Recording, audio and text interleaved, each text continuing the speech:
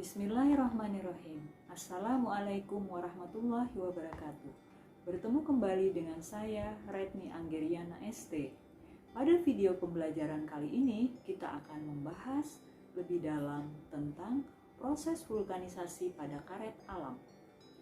Apakah kalian tahu apa itu proses vulkanisasi karet? Dan kenapa karet perlu divulkanisasi? Kemudian bagaimana proses vulkanisasi karet? Dan apa kelebihan karet setelah divulkanisasi? Proses vulkanisasi karet alam adalah bertujuan untuk meningkatkan nilai guna dari karet alam agar bisa dipergunakan untuk berbagai keperluan.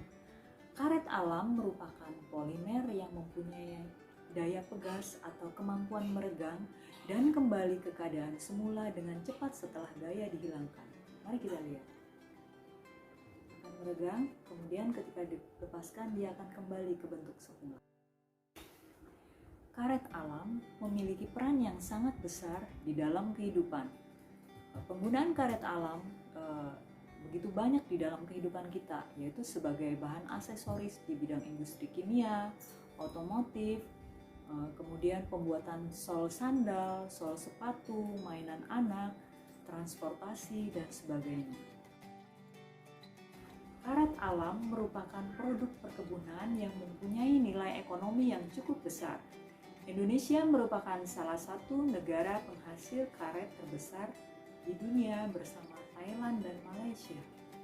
Getah karet diperoleh dari hasil penyadapan getah dari pohon karet secara manual oleh petani karet. Kenapa karet perlu divulkanisasi? Adapun kelebihan dari karet alam adalah bahan karet alam memang sangat bagus dengan kepegasan pantul yang sangat baik sekali. Jadi sifat ini sangat diperlukan untuk barang jadi yang mengalami hentakan berulang kali. Jadi kelebihan dari karet alam ini tidak bisa digantikan dengan karet sintetis.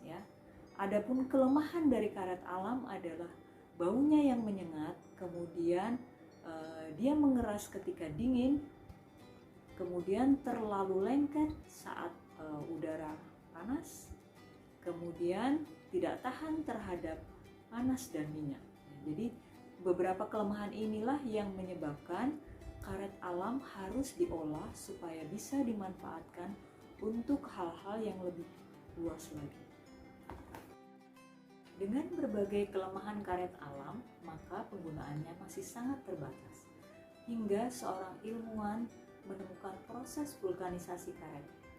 Charles Goodyear dikenal sebagai penemu ban karet yang lahir di New Haven pada tanggal 29 Desember 1800. Seorang berkebangsaan Amerika Serikat yang menemukan vulkanisasi karet secara tidak sengaja.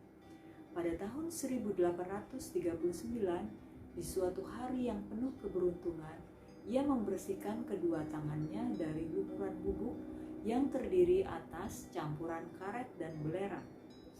Bubuk itu terjatuh ke dalam tungku api. Ketika karet meleleh, ternyata bereaksi dengan belerangnya. Dan kemudian dia menemukan suatu bahan yang memiliki karakter seperti kulit yang elastis. Inilah pertama kali karet vulkanisir atau ban karet tercipta. Menarik sekali kan cerita tersebut? Dari cerita tersebut maka dapat kita ambil pelajaran bahwa ilmu pengetahuan kadang diperoleh dari suatu kejadian yang tidak disengaja. Sehingga kita perlu lebih mengamati kejadian di sekitar kita.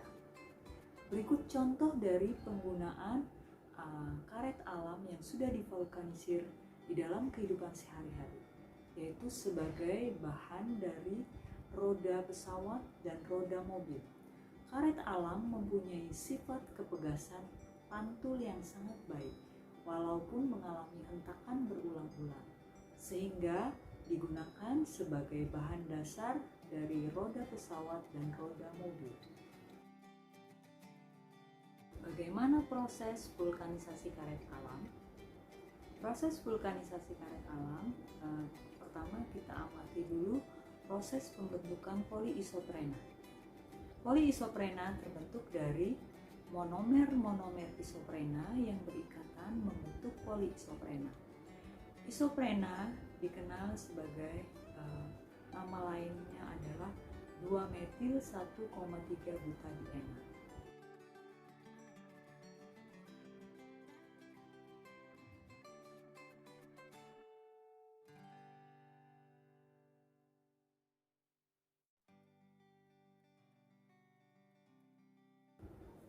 Bagaimana proses pembentukan karet tervulkanisasi? Reaksinya adalah polyisoprena direaksikan dengan sejumlah sulfur atau belerang pada suhu 150 derajat Celcius. Ikatan rangkap pada karet akan terbuka, kemudian terjadi ikatan jembatan belerang di antara rantai molekulnya. Apabila karet yang telah tervulkanisasi diregangkan, maka jembatan belerang akan menahan rantai-rantai polimer sehingga tidak mudah putus. Ketika tenaga meregangnya ditiadakan, maka karet dengan cepat akan kembali ke bentuk semula.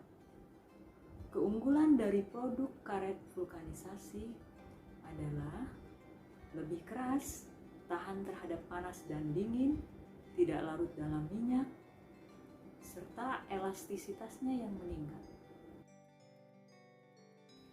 Demikian saja yang dapat Ibu sampaikan. Semoga kita bersama dapat lebih memahami bagaimana terjadinya proses vulkanisasi pada karet. Diharapkan nanti nilai guna karet dapat ditingkatkan lagi sehingga pada akhirnya dapat meningkatkan nilai ekonomi nasional negara kita sebagai produsen karet alam dunia. Terima kasih. Wassalamualaikum warahmatullahi wabarakatuh.